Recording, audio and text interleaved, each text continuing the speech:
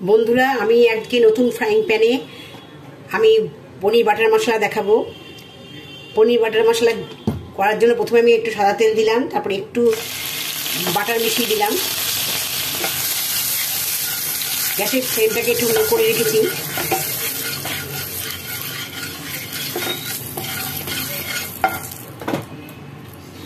এবার এখানে আমি এক এক করে পনিরগুলো দিয়ে দিচ্ছি।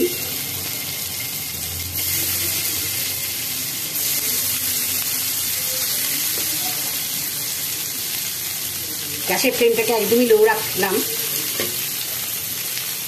এবার এটাকে আমি উল্টে পাল্টে একটু ফ্রাই করে নেবো। খুব একটা বেশি ফ্রাই করবো না, পনির বাটার মশলায় খুব একটা ফ্রাই করে না, সামান্য একটু ফ্রাই করে নেব। পনিরগুলো ফ্রাই হয়ে গেছে, এইগুলোকে আমি তুলে নিচ্ছি।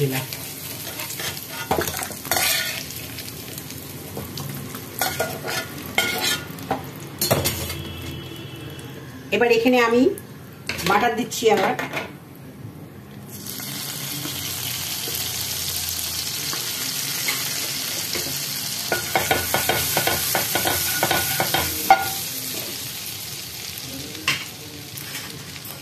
এখানে তেজপাতা,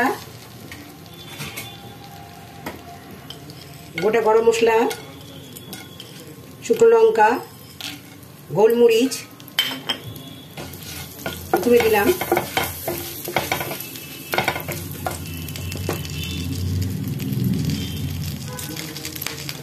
এখানে আদার টুকরো দিলাম কটা,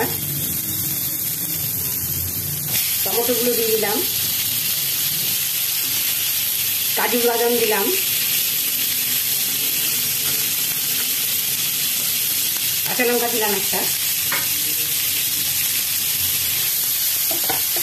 এবার এটাকে একটু ভালো করে ফ্রাই করে নেব।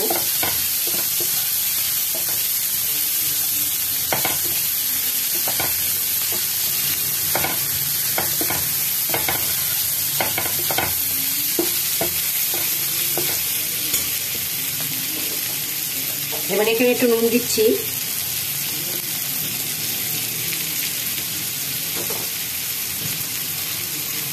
সামান্য হলুদ গুঁড়ো দিচ্ছি, একটু লঙ্কা গুঁড়ো দিচ্ছি,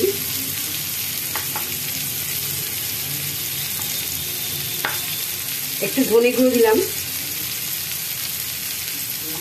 একটু জিরে গুঁড়ো দিচ্ছি।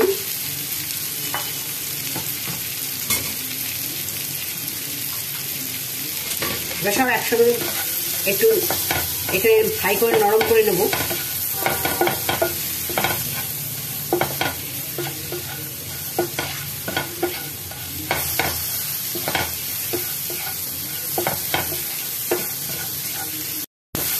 এবার এখানে সামান্য জল দিচ্ছি,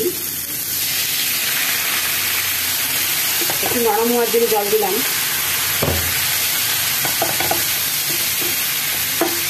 গ্যাসের ফ্লেমটাকে একটু লো রাখলাম, দেখে আমি একটা লিড দিয়ে একটু ঢেকে রাখলাম। কিছুক্ষণ আমি ঢেকে রাখবো। দেখছি এটা একদম নরম হয়ে গেছে। এবার এটাকে আমি ভালো করে পেস্ট করে নেব।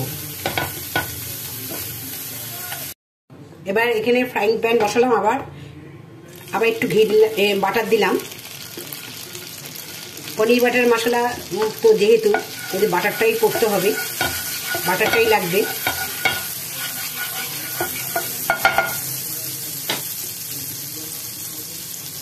এবার এখানে আমি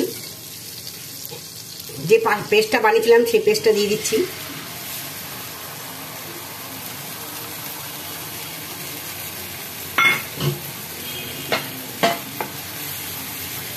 এবার গ্যাসের ফ্লেমটাকে একটু কম করে এটাকে ভালো করে নাড়াচাড়া করে নেব।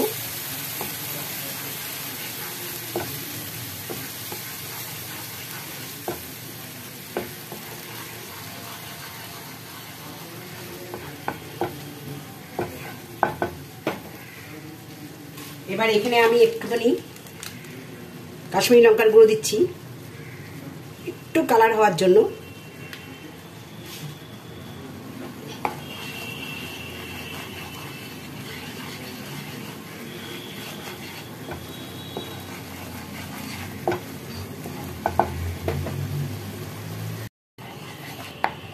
এবার এখানে সামান্য নুন দিচ্ছি, নুন আমার দেয়া ছিল, তাই একটুখানি সামান্য দিচ্ছি। এবার একটু চিনি দিচ্ছি।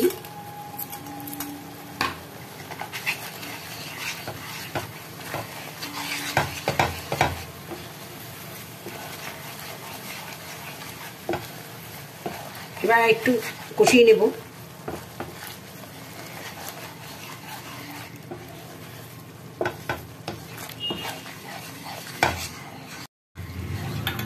এবার এখানে আমি টমেটো কেচাপ দিয়ে দিচ্ছি।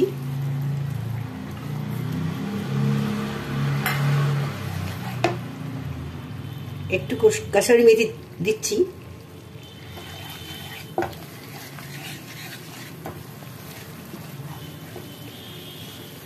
এবার পনিরগুলো ছেড়ে দিচ্ছি।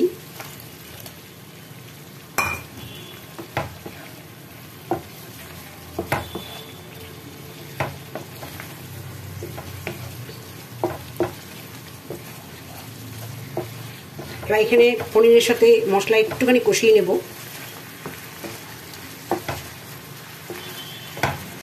এবারে আমি ঢাকনাটা খুললাম। এটা হয়ে গেছে, খুব সুন্দর হয়েছে। এবারে কয়েকটা জিনিস আমি অ্যাড করছি। প্রথমে একটু গরম মশলা গুঁড়ো দিচ্ছি,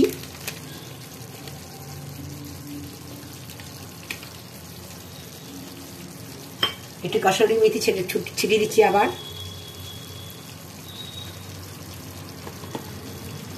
বাটার দিচ্ছি একটু।